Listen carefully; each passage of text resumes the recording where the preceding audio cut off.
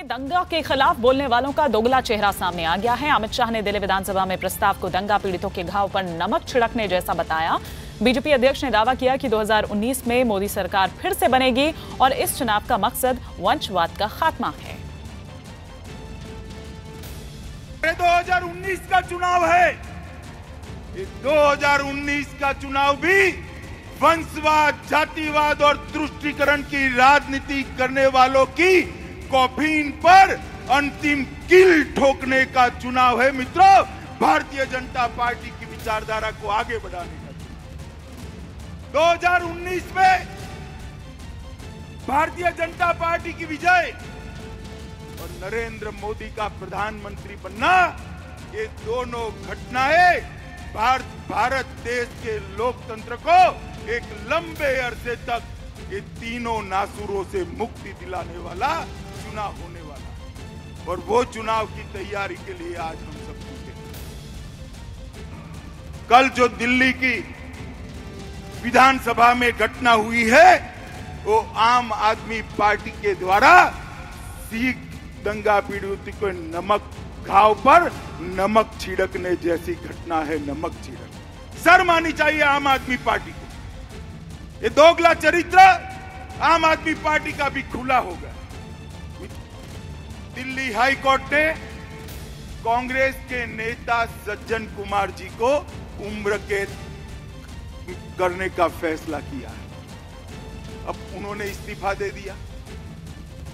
मैं आज कांग्रेस पार्टी को पूछना चाहता हूं, 84 से लेकर आज तक दिल्ली के सिख नरसंहार का न्याय दंगा पीड़ितों को क्यों नहीं मिला था? क्योंकि दंगे कराने वाले ही उसके संरक्षण में थे। 2014 में श्री नरेंद्र मोदी की सरकार आई, भारतीय जनता पार्टी की सरकार आई। भारतीय जनता पार्टी की सरकार ने एक एसआईटी बनाई और एसआईटी के तहत जांच शुरू हुई। एक के बाद एक के बाद एक के बाद एक केस में आज सिख दंगा पीड़ित के विक्टिमों को न्याय मिल रहा है और कांग्रेसियों को सजा हो रही है। गुजरात की जसदन सीट पर बीजेपी को करीब 20,000 वोटों से जीत मिली है। बीजेपी के कुंवर बावलिया ने कांग्रेस के अफसर नाकिया को हरा दिया है। इसके साथ ही बीजेपी ने विधानसभा में 100 का आंकड़ा छू लिया है।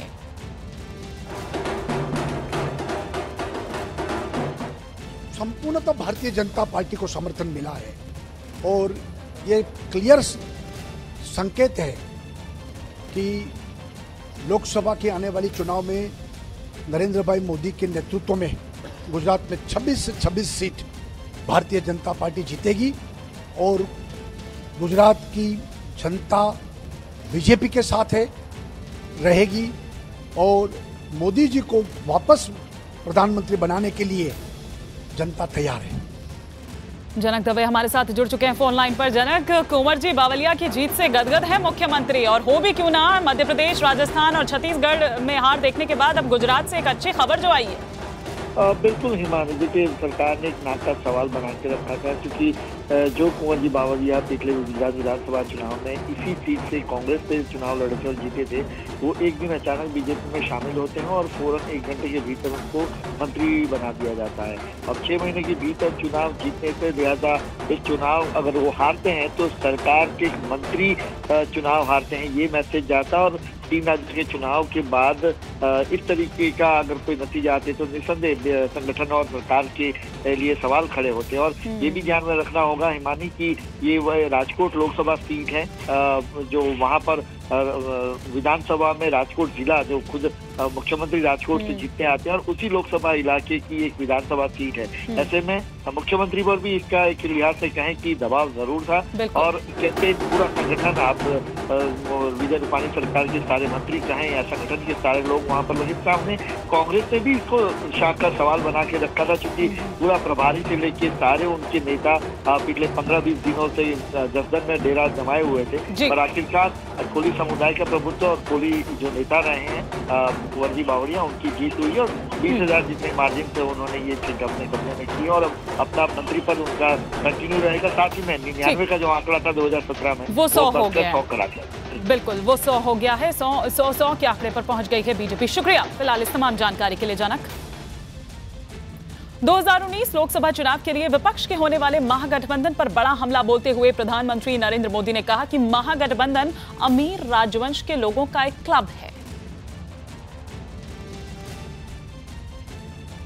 So-called Grand Alliance are a club of rich dynasties. They're only to promise family rule. People can see through their opportunism and will never accept such an incoherent coalition.